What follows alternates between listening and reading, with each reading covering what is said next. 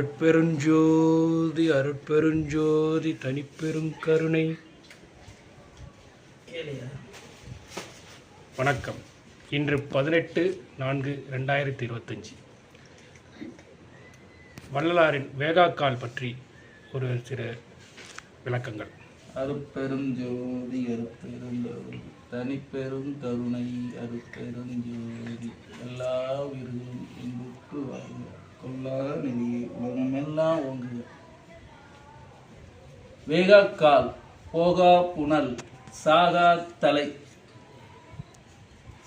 இது சித்தர்களின் ஃபார்முலா. இதை எல்லாத்துக்கும் நம்ம ஃபார்முலா எல்லாம் சொல்லி கொடுத்துருக்காங்க. வேகாக்கால் என்பது கால்னா முதல்ல தெரிஞ்சுக்கணும் காற்று. ஏற்றி இறக்கி இருகால் பூரிக்கும் காற்றை பிடிக்கும் கணக்கறிவார் இல்லை.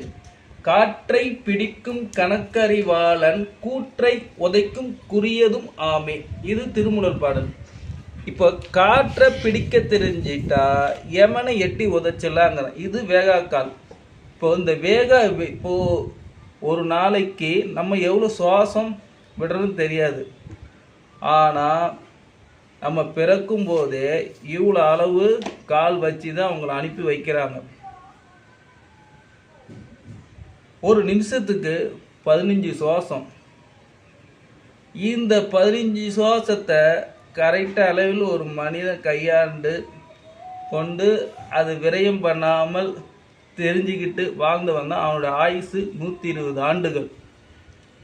இப்போ சித்தர்கள் அது என்ன பண்ணுறாங்கன்னா இந்த வெந்து போகிற காலை வேகாக்காலை மாற்றிக்கிறாங்க.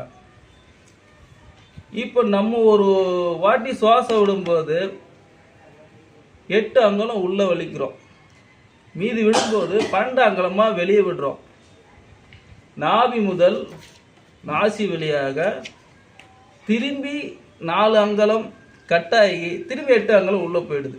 அப்போ 4 அங்குலம் ஒவ்வொரு சுவாசத்தை நம்ம விரயம் பண்ணிக்கிட்டே இருக்கிறோம்.